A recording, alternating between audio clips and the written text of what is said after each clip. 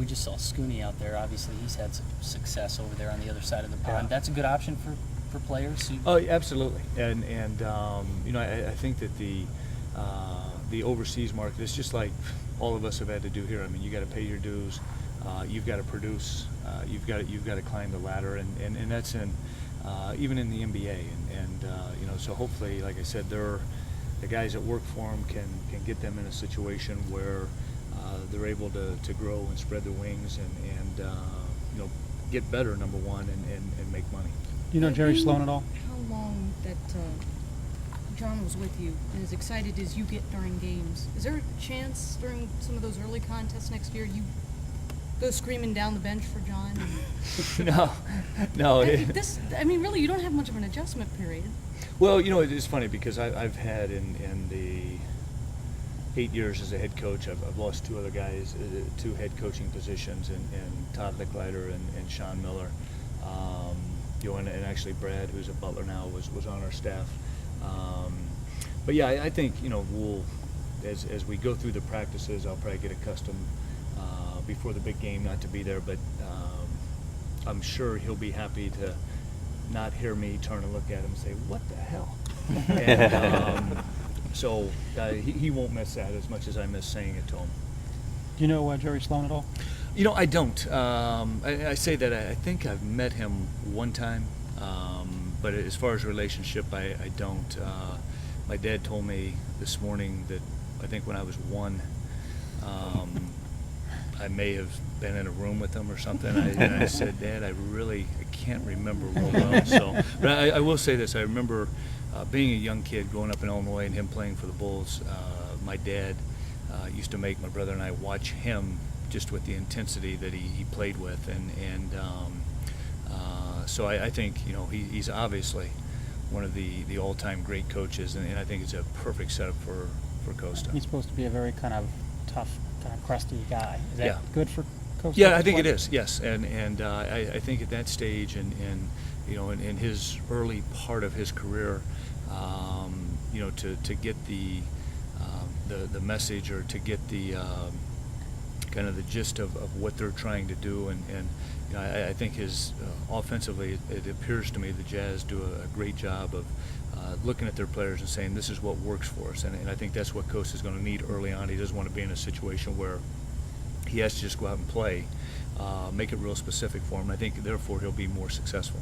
About a month from now, a little more, an Ohio State product's going to play on the Olympic basketball team, Michael Red. Just what does that do for the program? Just and I know you've gotten to know Michael a little bit. Well, I think that is a tremendous honor, number one, for Michael, and I was with him last Friday morning, and he kind of whispered to me, he says, "Hey, I made the team." And you know, the funny thing was, when I first got here, we were talking about it, and for whatever reason, he didn't go to tryouts 4 years ago or whatever it was when I got here, and you know, to watch his progress, and just to hear him talk about the opportunity that he has, and you know, I don't know if there's anybody on that team more excited than Michael Red, and you know, I think for our program, you know, when you have, and I honestly don't think this is going to be the last one here coming up that we have Buckeyes on an Olympic team, but you know, he kind of set in the trend because it's been a while,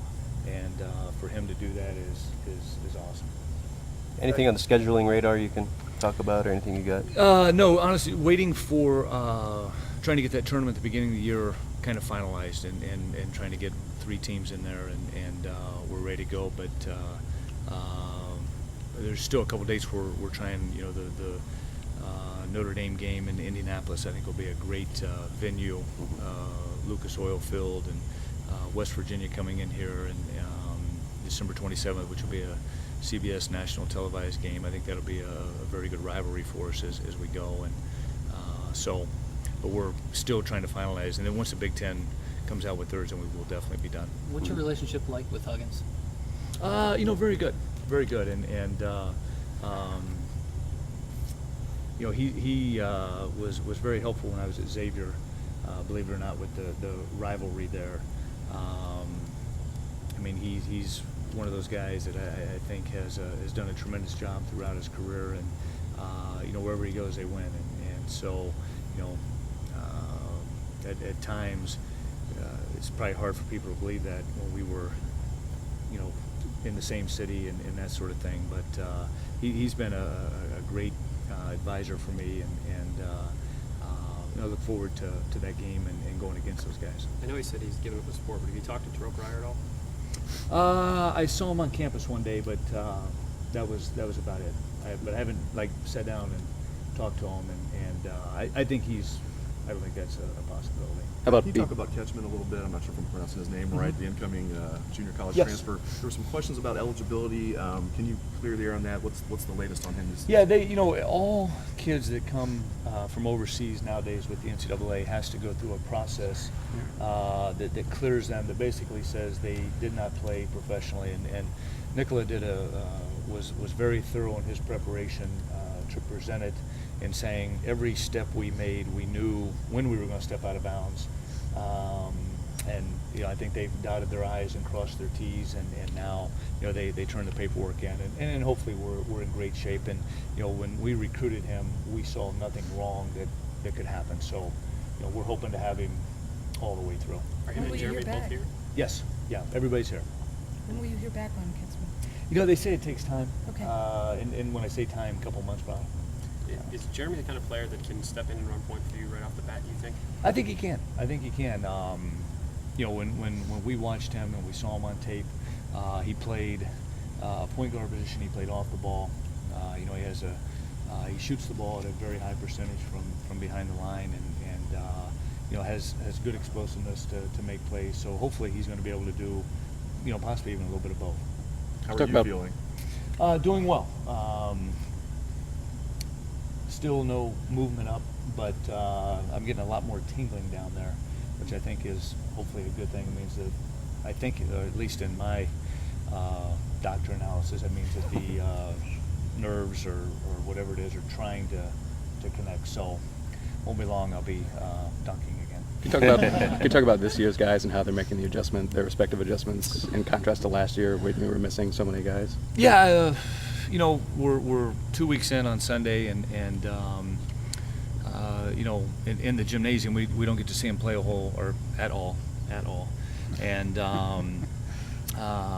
but class-wise, having them all here I think is something that's been important for our team and our program, and getting them all on the same page, and really understanding who they are, and where each guy comes from, and that sort of thing. And as I said, I think you can take the summertime and use it as a great opportunity to get acclimated to the academics, and they're doing their strength conditioning in the morning. So they're working hard, and I think they're making progress. BJ and Walter and Anthony and I think another guy, they're all living together, aren't they? Yeah, and William. Yeah, BJ, right. Walter, William, and Anthony. You Yes. think that could be advantageous for them to? I think so. sort Yeah. of be together Yeah. during the whole process. I think so, and those guys all knew each other before they got here, so for them to be in there, I think is good, and the other guys, the veteran players, are right around the corner. You've got one open scholarship, is that right? Yes. What are your plans for that? Don't know. I mean, there's a couple things that there's a lot of different scenarios we could do with it. I mean, if we came across somebody that we liked for next year's team, we would possibly move on that. We can keep it for the following year, which could give us 2 scholarships, or I guess no, that would give us the 1 scholarship because we have no seniors. So there's a lot of different scenarios, and like I said, we've mapped out every situation that could happen, and we'd be ready to move if one of those things did happen. Do you tell the new guys just how important academics are in respect to the APR, and for the program's sake that they're needed to pull their weight in the classroom? Yeah, but I'll be honest, I don't approach it. We approach it more along the lines of do the best that you can, and I've yet to say, hey fellas, look, I need your point. I think that's crazy. It's more about teaching kids to do the right thing, and that's, I think, one of the fallacies of this, because I'm not one of those guys that are going to put my guys in the easiest classes they can find, so we get APR points. I don't think that's what college is for, and but it's more along the lines of do the best you can, and so far so good.